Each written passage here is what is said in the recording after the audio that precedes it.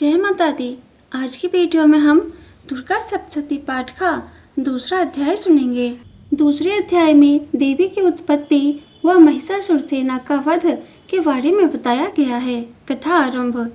मेधा ऋषि बोले कि अति प्राचीन काल की बात है कि एक बार देवताओं व असुरों में भीषण युद्ध हुआ जो 100 वर्षों तक चला। उस युद्ध में असुर सेना का नायक महिषासुर था तो देव सेना के नायक इंद्र थे। युद्ध में देव सेना असुर सेना से परास्त हो गई।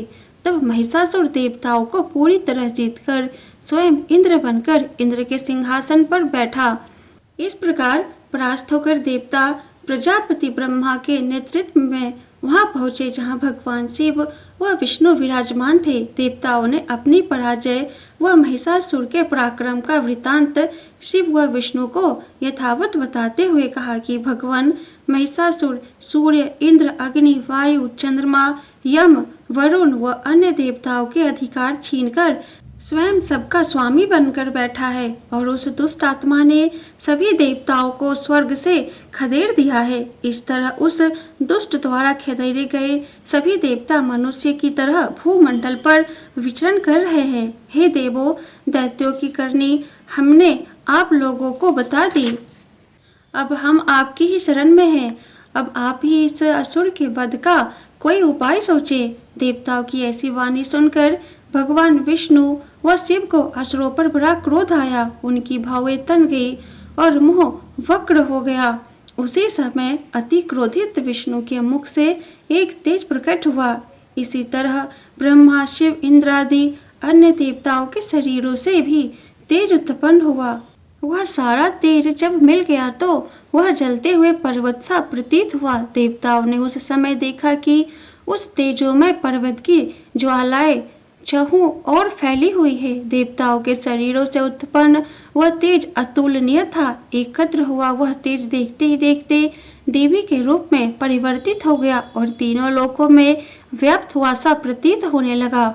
उस तेज पुंज में जो शिव का तेज था उससे देवी का मुख बना, यम के तेज से सिर के बाल, विष्णु के तेज से भुजाएं बनी, चंद्रमा के तेज से देवी के स्तन बने, इंद्र के तेज से कटी भाग कमर बना, वरुण के तेज से चंगा व पिंडलिया, पृथ्वी के तेज से नितंबन बने, ब्रह्मा के तेज से पैर, सूर्य के तेज से पैरों की उंगलियां, वसुओं के तेज से हाथों की उंगलियां बनी तथा कुबेर के तेज से नासिका बनी, प्रजापति के तेज से देवी के दांत बने, अग्नि के तेज से 3 नेत्र बने, संध्या के तेज से भौएं बनी, वायु के तेज से कान बने। इसी तरह अन्य देवताओं के तेज से मिलने से देवी की उत्पत्ति हुई। इस तरह देवताओं के तेज पुंज से उत्पन्न देवी को देखकर महिषासुर द्वारा पीड़ित देवता अति प्रसन्न हुए। उसी समय पिनाक धनुष को धारण करने वाले शिव ने अपने त्रिशूल से एक त्रिशूल निकालकर देवी को दिया। भगवान विष्णु ने अपने सुदर्शन चक्र से एक चक्र निकालकर दिया। वरुण ने शंख भेंट किया। अग्नि ने शक्ति, वायु ने धनुष व बाणों से भरे 2 तरकस दिए।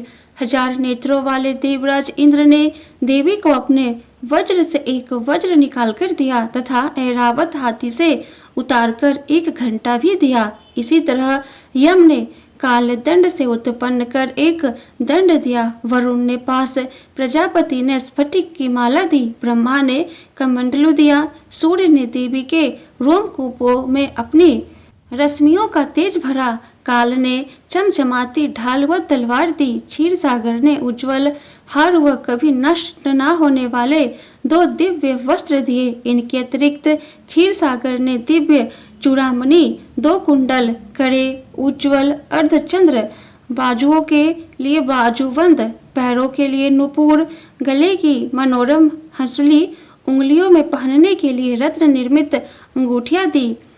विश्वकर्मा ने देवी को अति निर्मल फरसा भेंट में दिया। इसके अतिरिक्त अनेक तरह के अस्त्र व अभेद कवच दिए। विश्वकर्मा ने ही देवी को शीश व वक्ष पर धारण करने हेतु कभी न मुरझाने वाले कमलों की मालाएं दी। समुद्र ने देवी को मनोहर कमल पुष्प भेंट में दिया। हिमालय ने सवारी के रूप में सिंह व अनेक प्रकार के रत्न अर्पित किए। धनपति कुबेर ने मधु से भरा पान पात्र, नागराज शेष ने बहुमूल्य मणियों से भूषित नागहार भेंट किया। इसी तरह अन्य देवताओं ने भी आभूषण व वस्त्र अस्त्र आदि देकर देवी को सम्मानित किया। इसके बाद देवी अट्टहास करती हुई गरजने लगी। देवी की उस घोर गर्जना से आकाश गूंज गया। देवी का वह सिंहनाद कहीं भी नहीं समा पाया। उसके समक्ष आकाश भी छोटा लगने लगा। देवी के सिंहनाद की जो तीव्र प्रतिध्वनि हुई, उससे समूचे विश्व में हलचल मच गई। सागर कांपने लगे, पृथ्वी डोलने लगी, पर्वत हिलने लगे। उस समय देवताओं ने प्रसन्नता पूर्वक सिंहवाणी देवी से कहा कि देवी आपकी जय हो। महर्षियों ने भक्ति पूर्वक विनम्र भाव से देवी की स्तुति की। तीनों लोकों को व्याकुल देख दैत्य अपनी सेनाओं को कवचादि से सज्जित कर दिया, हाथों में हथियार लेकर खड़े हो गए। उस समय महिषासुर को बड़ा क्रोध आया। वह क्रोधावेश में बोला कि यह कैसा उत्पात है। फिर वह अपनी सेना लेकर उस ओर दौड़ा जिधर सिंहनाद हो रहा था। आगे बढ़कर उसने देवी को देखा जो अपने तेज से तीनों लोकों को प्रकाशमान कर रही थी। देवी के चरण भार से पृथ्वी दबी जा रही थी। शीश के मुकुट से आकाश में एक रेखा सी खिंच रही थी। देवी के धनुष की टंकार से सातों पाताल क्षुब्ध हो रहे थे। देवी अपनी 1000 भुजाओं को संपूर्ण दिशाओं में फैलाए हुए खड़ी थी। इसके बाद देवी का दैत्यों से युद्ध छिड़ गया। देवी के अस्त्र शस्त्र सभी दिशाओं में व्याप्त थे। महिषासुर की राक्षसी सेना का सेनापति चिच्छुर नामक एक असुर था। वह असुर देवी से युद्ध करने लगा। चामर नामक दूसरा असुर भी चतुरंगिनी सेना लेकर देवी से लड़ने के लिए आया। 60,000 महारथियों के साथ उदग्र भी देवी से लड़ने लगा। महाहनु दैत्य भी 1 करोड़ रथियों के साथ देवी से युद्ध करने लगा। तलवार जैसे पहने रोमों वाला असीलोमा नामक दैत्य 5 करोड़ तथा सैनिकों सहित देवी से युद्ध करने आया। वाशकल नामक असुर के साथ 60 लाख रथी सैनिक थे। वे सभी देवी से युद्ध करने लगे। हाथी व घुड़सवार सैनिकों के अनेक दलों 1 करोड़ रथियों की सेना के साथ परिवारित नामक राक्षस देवी से युद्ध करने लगा। विराल नामक असुर 5 अरब रथियों को साथ लेकर देवी से लोहा लेने लगा। इन सब के अलावा अन्य भी हजारों महाअसुर रथ हाथी व घोड़ों वाली सेना के साथ आकर देवी से युद्ध करने लगे। महिषासुर स्वयं भी उस युद्ध भूमि में करोड़ों करोड़ों हजार रथ हाथी व अश्वों से सैनिकों सहित आकर देवी से युद्ध करने लगा। वे असुर देवी पर तोमर, भिंदीपाल, शक्ति, मुसल, खड़ग, परशु व पटिटस आदि अस्त्र शस्त्र से प्रहार करते हुए युद्ध करने लगे। कुछ असुर देवी पर शक्ति से प्रहार करने लगे तो कुछ असुर पास से प्रहार करने लगे। कुछ अन्य असुर देवी पर खड़ग से प्रहार कर देवी का वध करने की चेष्टा करने लगे। देवी ने क्रोधावेश में कीड़ा करते हुए ही अस्त्र शस्त्रों की वृष्टि कर असुरों के अस्त्र शस्त्रों को काट डाला। उनके मुखमंडल पर श्रम का तनिक भी चिन्ह नहीं था। देवता व ऋषि मुनि उनके प्रभाव को देखकर उनकी स्तुति करने लगे। स्तुति से प्रसन्न हो देवी असुरों के शरीरों पर अस्त्र शस्त्र बरसाती रही।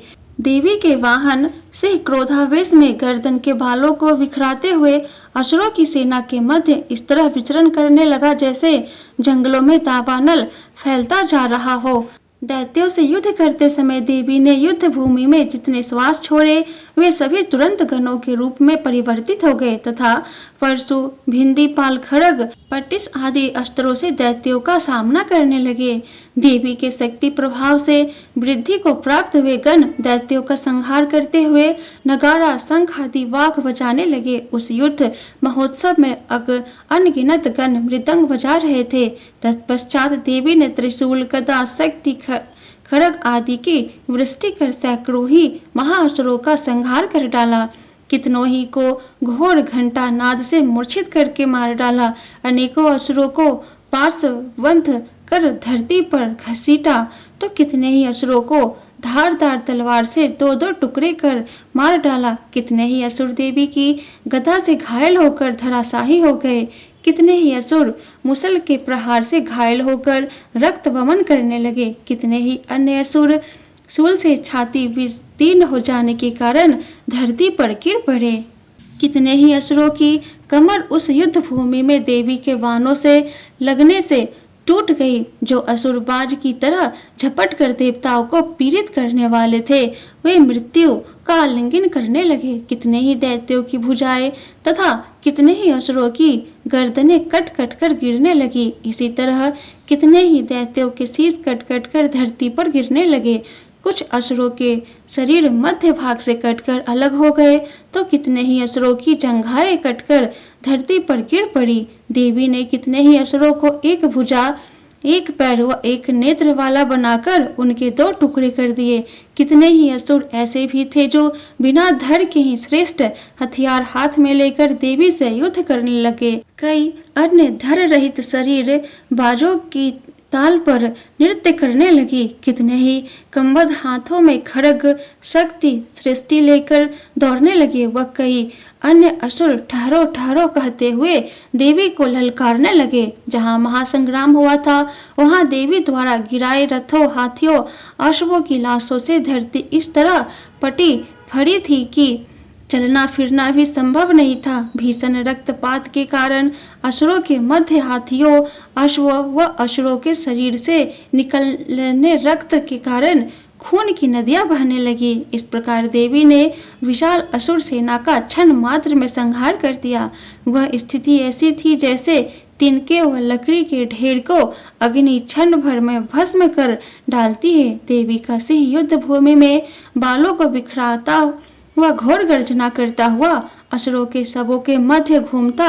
ऐसा लग रहा था मानो वह असुरों के प्राण को ढूंढ रहा हो। देवी के गणों ने समर भूमि में महाअसुरों से युद्ध किया तो देवताओं ने प्रसन्नता पूर्वक पुष्प वृष्टि की। मार्कंडेय पुराणांतर्गत सार्वजनिक मनवंतर की कथांतर्गत देवी महात्म्य का देवी की उत्पत्ति व महिषासुर सेना वध नामक दूसरा अध्याय संपूर्ण।